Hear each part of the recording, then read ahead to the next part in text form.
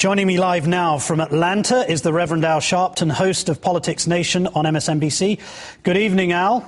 Good evening.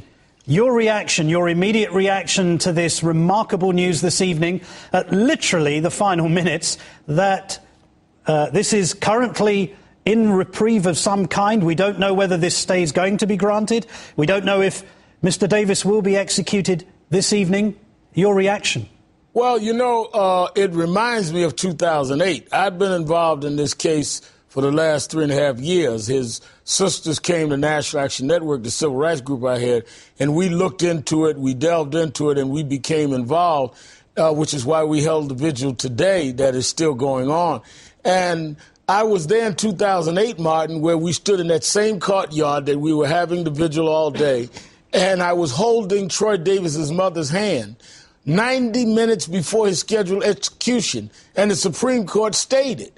And she pointed and told me, look, and I looked and saw the hearse that Troy Davis's body was to be taken out of after execution leave the penitentiary. And she started jumping up and down. His mother has since died. But tonight, I almost feel the same way as I talked to his sisters, both of whom I saw before I came from Jackson to the studio to do the shows tonight. And I feel like we're where we were in 2008. I hope it's a stay. The only thing we don't know is whether or not this is going to be an official reprieve or a stay, as we were just told by Pete. We don't know until they find all of the justices and see if 5 vote for a stay. Clearly, there's enough in my judgment for them to at least wait and hear what the appeal is going to be and judge it on its merits.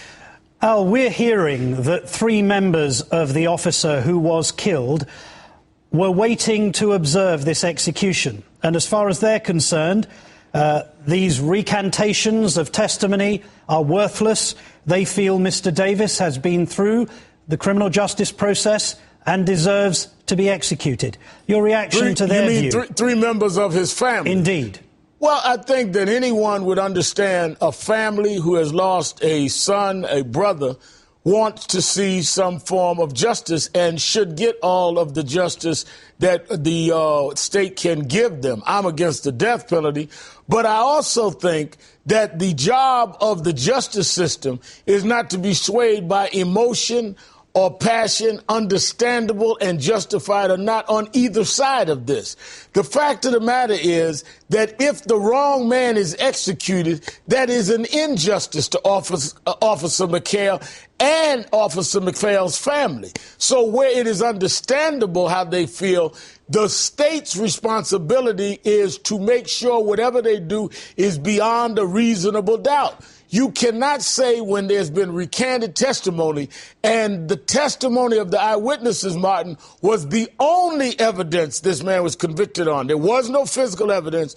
There was no DNA. There was no recovery of a weapon. Since the only thing you had was the eyewitness testimonies, and that's been recanted, you can't say there is not reasonable doubt there to stop an execution. Now, if you had recanting, but there were physical evidence or DNA evidence or other evidence, you could say that doesn't mean anything. But when that's the only thing that was used, and when you've now had jurors in his trial come forward and said, I wouldn't have voted to convict him if I knew the ballistic evidence did not lead to where they said it was, that is a whole lot to overlook and say, I'm going to take a man's life. There is huge reasonable doubt here.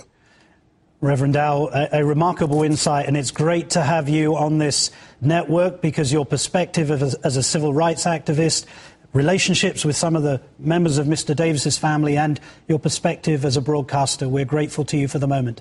Thank you, Juan. We go now on the phone to Laura Moy, who's director of Amnesty International.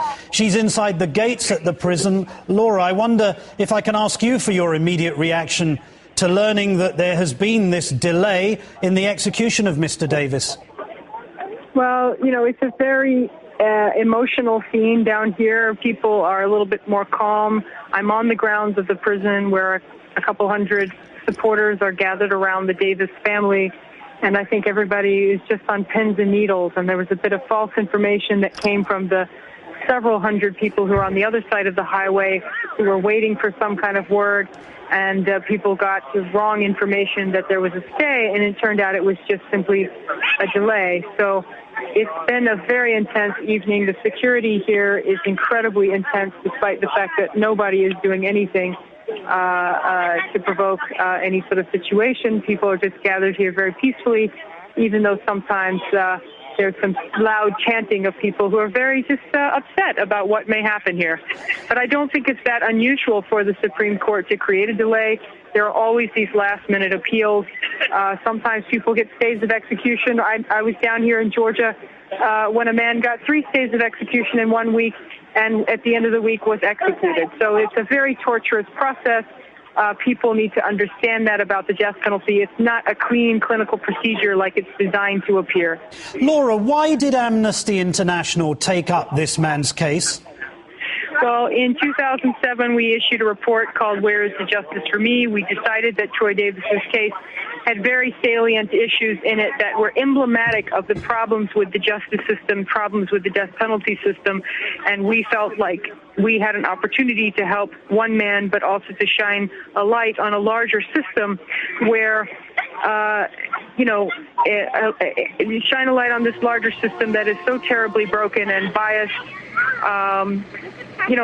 We are really just amazed to see the outpouring of support. Almost 1 million people signed the petition for clemency. Thousands marched in Atlanta on Friday. We had concurrent events, hundreds of them. We haven't seen this sort of support. Mr. Davis's case is galvanizing a movement to abolish the death penalty because it just speaks volumes of how wrong it is for the state to be in this position to take human life. And here is the state of Georgia poised to take a man's life, and we can't even be sure that he's guilty of the crime for which he would pay with his life. Laura Moy of Amnesty International, thank you very much for joining us.